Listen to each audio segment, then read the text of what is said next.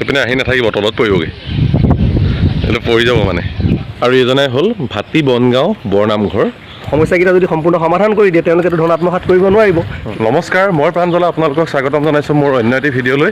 আৰু আহি আছোঁ আজি ভাতি বনগাঁৱলৈ, আৰু এয়া আগবঢ়াই নিবলৈ আহিছে। আচলতে আপোনালোকক দেখাম কেনেকৈ আহিছোঁ, খোজেৰে আহিছোঁ। আৰু দেখিছে এয়া হাতত চেণ্ডেল খুলি লৈছোঁ, আৰু সন্মুখত এয়া চাওক ৰাস্তা। এই ধৰণে আহি থাকিবলগীয়া হৈছে, মানে বোকা পানী গচকি ৰাস্তাৰ ৰূপ এয়াই। কাৰণ দিখৌৰ যেতিয়া বলীয়া বানে সকলোবিলাক ধুই নিয়ে এফালৰ পৰা, তেতিয়া আচলতে ৰাস্তা পদূলি মানুহৰ ঘৰ দুৱাৰ সকলোলৈ বিপন্ন হয়। সকলোবিলাক মানে আচলতে ভাবুকি হৈ পৰে। আৰু এয়া চাওক লগত মাধৱ আহি আছে, ভাইটি কেইটামান আহি আছে, আগবঢ়াই নিছেহি। ৰাস্তা পদূলি বেয়া বাবে হয়তো ৰাস্তা চিনি নাপাবও পাৰোঁ, তো একো নাই। কিন্তু বৰ্তমান মানে যিটো উত্তৰ আধুনিক যুগ, এই উত্তৰ আধুনিক যুগতো এনেকুৱা ধৰণে এখন গাঁৱলৈ খোজকাঢ়ি আহিবলগীয়া হোৱাটো আচলতে বৰ দুখৰ বিষয়। হয়তো আহি থকা দেখি ভাবিছে যে পৃথিৱীৰ কোনোবা এটা অখ্যাত জেগালৈ গৈ আছোঁ। আচলতে অখ্যাত নহয়, শিৱসাগৰ জিলাৰ একেবাৰে কাষতে লাগি থকা এখন ইতিহাস প্ৰসিদ্ধ ঠাই ভাতি বনগাঁও, য'ত ৰাস্তা পদূলিৰ এনেকুৱা অৱস্থা। সকলোতে এই ধৰণে খোজেৰে আহিবলগীয়া হয়। যাতায়াতৰ মাধ্যম বৰ্তমান বিচ্ছিন্ন হৈ আছে। কিয় আহি আছোঁ আৰু ইয়াত আহি কি দেখাম আপোনালোকক, চাই থাকক আমাৰ ভিডিঅ'টো। আৰু ভিডিঅ'টো চোৱাৰ পিছত আপোনালোকে অনুভৱ কৰিব ইয়াৰ মানুহৰ দুখ আৰু যন্ত্ৰণাৰ কথা।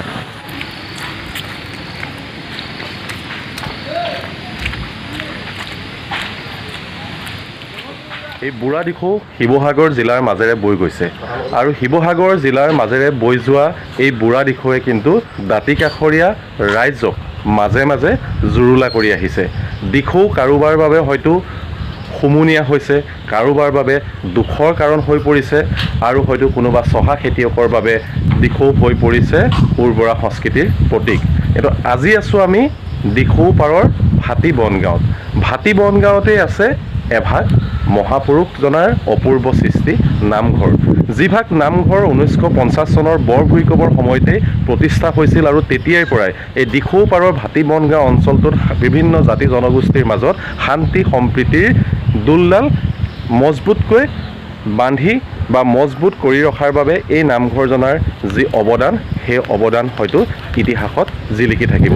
কিন্তু আজি এই যিজনা নামঘৰ, এই নামঘৰজনাৰ অস্তিত্বলৈ বুঢ়া দিখৌৱে কঢ়িয়াই আনিছে ভাবুকি। এই গাঁওখনত এইজনা এনেকুৱা এজনা নামঘৰ, যিভাগ নামঘৰত এটা সময়ত যেতিয়া এই গাঁওখনত মহামাৰীয়ে কাল ৰূপ ধাৰণ কৰিছিল, বিভিন্ন মানুহ মহামাৰী কবলত মৃত্যুৰ মুখত পৰিছিল, বহু পৰিয়ালৰ ভেটি উচন হৈ গৈছিল, তেনে সময়তে গাঁৱৰ এজন ব্যক্তিক সপোনত দেখাইছিল যে এই নামঘৰজনাত যদি মহত্ব থকা প্ৰহ্লাদ চৰিত্ৰৰ নাটভাগ প্ৰদৰ্শন কৰা হয়, তেতিয়াহ'লে সেই মহামাৰী কবলৰ পৰা গাঁওবাসী ৰক্ষা পৰিব। আৰু তেতিয়াৰ পৰা আজি পৰ্যন্ত এই গাঁওবাসীয়ে এই নামঘৰ ভাগতেই বাৰ্ষিক কৰ্ম হিচাপে এই নাটভাগ অনুষ্ঠিত কৰি আহিছে। তেনেকুৱা এক মহিমা থকা, নাট প্ৰদৰ্শন কৰি থকা এই ঐতিহ্যমণ্ডিত নামঘৰ ভাগ কিন্তু এতিয়া দেখিছে এয়া পিছফালে বুঢ়া দিখৌ, আৰু এয়া চব খহনীয়াই কি ধৰণে ভয়ংকৰ ৰূপ ধাৰণ কৰিছে। আৰু খহনীয়া এনেকুৱা এটা পৰ্যায় পাইছেহি, দেখিছে আপোনালোকে এফালৰ পৰা সহায় আহিছে সকলোটি। আৰু এইজনাই হ'ল সেই প্ৰসিদ্ধ নামঘৰজনা। আৰু এয়া চাওক কি ধৰণে গৰা খহনীয়াই কাল ৰূপ ধাৰণ কৰিছে। আৰু এয়া চাওক নামঘৰৰ বাটচৰা, খহনীয়া এনেকুৱা এটা পৰ্যায়ত আছে যে আৰু অলপ আহিলেই হয়তো এই নামঘৰ ভাগৰ অস্তিত্ব ইতিহাসৰ বুকুত কেৱল ইতিহাস হৈ থাকিব। লগত আছে এই নামঘৰজনাৰ চোৱা চিতাৰ দায়িত্বত থকা এজন শ্ৰদ্ধাৰ নামঘৰীয়া, তেখেতৰ পৰা কিছু কথা জানিম। দুখৰ কথা বহুত, আৱেগ জড়িত হৈ আছে নামঘৰজনাক লৈ। কি ক'ব আজি এই মুহূৰ্তত? কি ক'ম, এই গৰা খহনীয়াৰ পৰা দেখিছে নহয়, বেলেগ কি ক'ব লাগিব। সেই নামঘৰৰ পিতৃ পিতামহসকলে 50 চনৰ বনাব বুলি কৈছে, আৰু তাৰপিছতে এখন মহামাৰী আহিলে। তাৰমানে ঘৰৰ পৰা এটা উলিয়াই নিয়াৰ পিছত আকৌ ঘৰৰ পৰা নিবলগীয়া হয়। তেনেকুৱাতে নাট পানী হেৰি কৰিলে সৰস্বতী ভাওনা, তেতিয়া বছৰে বছৰে যদি কৰি নাথাকে তেতিয়াহ'লে গাঁৱত গণ্ডগোল হৈ যাব। আৰু এতিয়া আজি এই নামঘৰ ভাগ, এই দেখিছে আপুনি য'ত ৰখি আছে, এয়া দিখৌ গৰা, আৰু দিখৌৱে এফালৰ পৰা সহায় আহিছে, নামঘৰৰ অস্তিত্বলৈ ভাবুকি কঢ়িয়াই আহিছে। ইয়াৰ জনসাধাৰণে চৰকাৰক কি একো আহ্বান জনোৱা নাই নেকি যে নামঘৰজনাৰ ৰক্ষাৰ বাবে কিবা ব্যৱস্থা কৰিব লাগে? আহিলে হেৰি কৰে, তাৰপিছত পাহৰি যায়। মানে চৰকাৰৰ কোনো কাণসাৰ নাই। লগত আছে মাধৱ, স্থানীয় এজন সচেতন যুৱক। আৰু মাধৱৰ আমি দেখাইছিলোঁ, মাধৱৰ লগত একেলগে আহিছিলোঁ, মাধৱে আমাক আগবঢ়াই লৈ আহিছিল আৰু আহি পেলাই আমাক এই নামঘৰ জনা পোৱালেহি। আৰু এইজনাই হ'ল ভাতি বনগাঁও বৰনামঘৰ, য'ত বাটচৰাতে লিখা আছে এক চিত্ত মনে লৱে হৰিত শৰণ, সৰ্বদুখ প্ৰাণত তাপ শুইবে মোচন। অৰ্থাৎ ইয়াত যদি হৰিৰ চৰণত যদি আমি শৰণ লওঁ সৰ্বদুখ মোচন হ'ব। কিন্তু তেনেকুৱা এক অৱস্থাত যি সময়ত গাঁওবাসীয়ে এই নামঘৰজনাক ইমান মানি আহিছে, দূৰ দূৰণিৰ পৰা এই নামঘৰজনালৈ ভক্ত বৈষ্ণৱৰ আগমন ঘটিছে, তেনে অৱস্থাত এয়া চাওক দিশয়ে এক ভয়ানক ৰূপ ধাৰণ কৰি ক্ৰমে এই নামঘৰজনাৰ ফালে আহি আছে আৰু নামঘৰজনাৰ হয়তো অস্তিত্বলৈ প্ৰচণ্ড ভাবুকি কঢ়িয়াই আনিছে। উজনি অসমৰ শিৱসাগৰ জিলাৰ মাজেৰে বৈ যোৱা দিখৌ নদীৰ পাৰত অৱস্থিত এইখন গাঁও, যিখন গাঁও নদীপৰীয়া সভ্যতা সংস্কৃতিৰ অপূৰ্ব মিলনভূমি হিচাপে জনাজাত। গাঁওখনৰ নাম ভাতি বনগাঁও। এই ভাতি বনগাঁও হোৱাৰ এক মৌখিক ইতিহাস আছে। শংকৰ গুৰুজনাই যেতিয়া ধৰ্ম প্ৰচাৰ আৰু তীৰ্থভ্ৰমণৰ উদ্দেশ্যে যেতিয়া উজনিৰ ফালে আহিছিল, তেতিয়া তেখেতে দিখৌ নদীৰ এই ঠাইডোখৰতে নৌকা বান্ধি আৰু ইয়াৰ পাৰতে তেখেতে ৰাতিটো কটাইছিল। আৰু যিডোখৰ ঠাইত এই নামঘৰ ভাগ প্ৰতিষ্ঠা হৈছে, এইডোখৰ ঠাইতে তেখেতে ৰাতি আহাৰ ৰান্ধি খাইছিল। আৰু তেখেতে যেতিয়া ইয়ালৈ আহিছিল তেতিয়াৰ পৰাই এই জেগাডোখৰক ভাতি বনগাঁও হিচাপে জনা যায়। বনগাঁও বুলি কোৱা হয় কিয়নো তেখেতে বন চুৰুকি তাতে চৌকা তৈয়াৰ কৰিছিল। আৰু আমি দিখৌ নদীয়ে এই নামঘৰজনাৰ আজি যে অস্তিত্ব বিপন্ন কৰিছে, দিখৌ নদীয়ে নিজৰ বুকুত সামৰি ল'বৰ বাবে গৰাখহনীয়ে যি ভয়ংকৰ ৰূপ ধাৰণ কৰিছে তাক আমি দেখাইছোঁ। আৰু এতিয়া গৰাখহনীয়ে আহি একেবাৰে বাটচৰাৰ কাষ পাইছেহি। এনেকৈ থাকিলে আধ্যাত্মিকতাৰ মিলনভূমি এই পবিত্ৰ নামঘৰ ভাগ দিখৌ নদীৰ বুকুত বিলীন হৈ এদিন যে ইতিহাস হ'ব তাত কোনো সন্দেহ নাথাকিব। নামঘৰৰ ভিতৰলৈকে একেবাৰে দিখৌ পলসে একেবাৰে নামঘৰৰ মজিয়া ভাগ এই ধৰণে বোৱাই পেলালে। চাওক পলস পৰি নামঘৰ ভিতৰ ভাগৰ কি অৱস্থা হৈছে, কিমান শোচনীয় অৱস্থা। এনেকুৱা কোনটো নামঘৰ অসমৰ কোনটো পৰ্যায়ত আপোনালোকে দেখিছে? হয়তো নাই দেখা। এইটোৱেই প্ৰথম নামঘৰ, যিটো নামঘৰৰ ভিতৰত হয়তো দিখৌৰ পলসে বোৱাই পেলাইছে।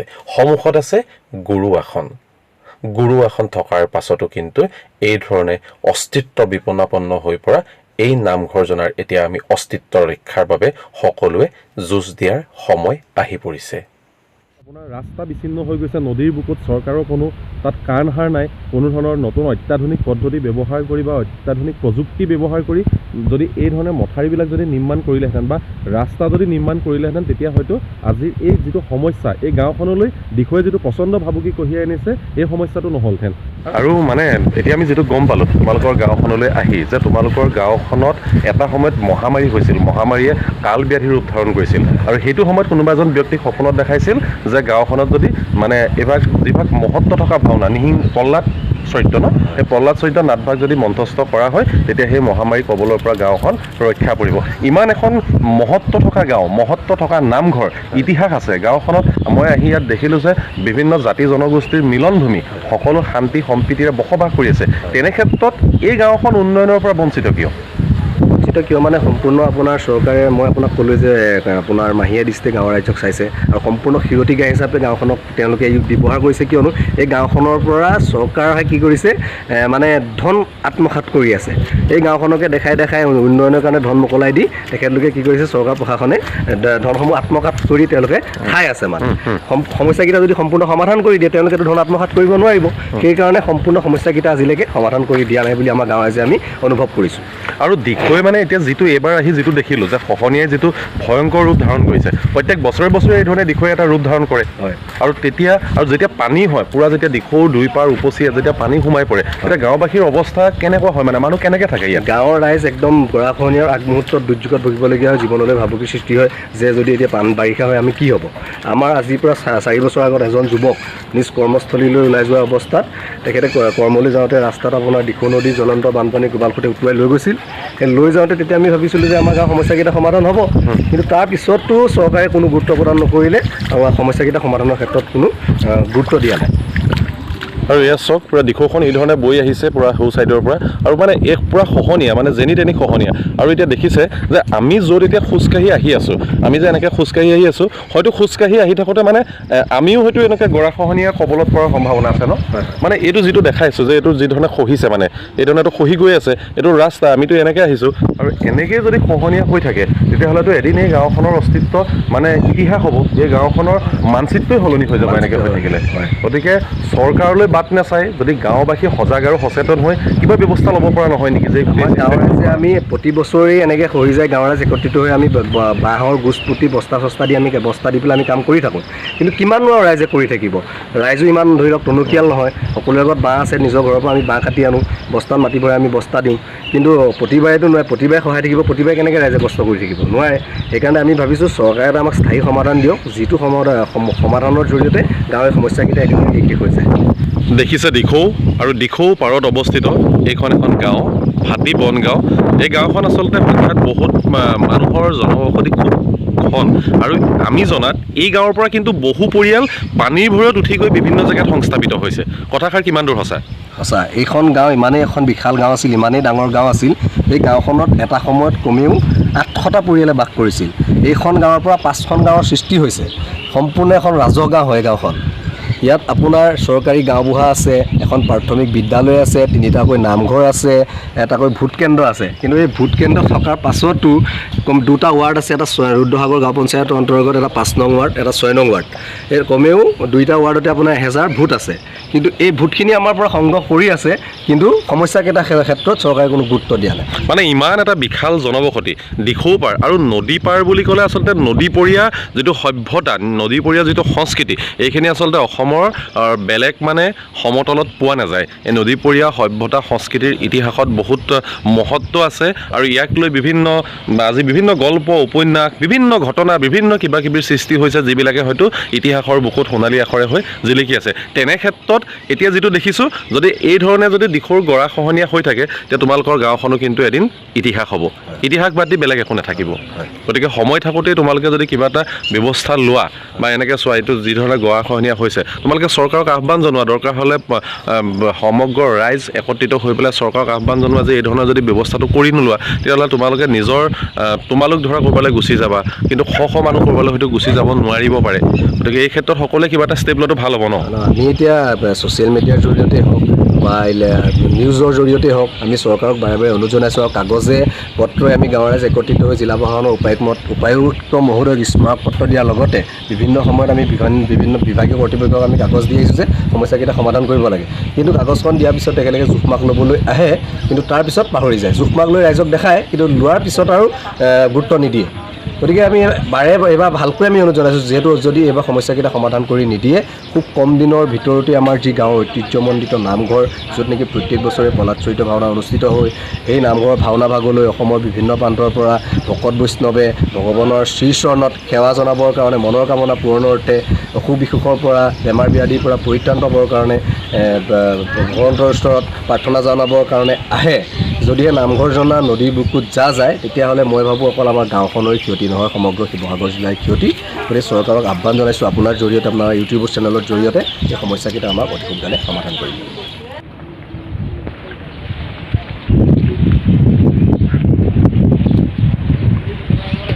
এইপিনে আহি নাথাকিব তলত পৰিবগৈ এইটো পৰি যাব মানে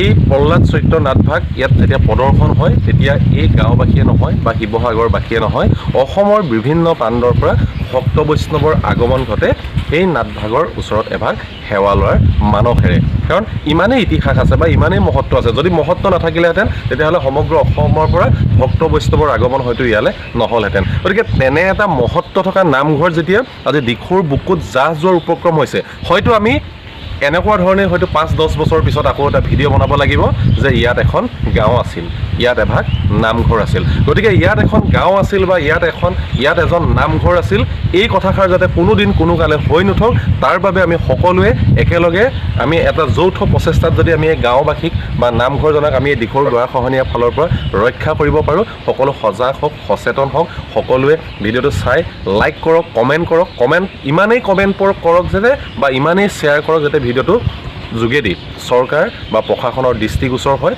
যে গাঁওবাসীৰ দুখ দুৰ্দশাখিনি। গতিকে বন্ধুসকল, ভিডিঅ'টো আজিলৈ আমি ইমানতে শেষ কৰিছোঁ আৰু অদূৰ ভৱিষ্যতে লগ পোৱাৰ পুনৰ প্ৰতিশ্ৰুতিৰে যিসকলে আমাৰ চেনেলটো ছাবস্ক্ৰাইব কৰা নাই অনুগ্ৰহ কৰি ছাবস্ক্ৰাইব কৰি দিব, তেতিয়া এনেকুৱা ধৰণৰ ভিডিঅ'বিলাক আপোনালোকে ৰেগুলাৰ পাই থাকিব।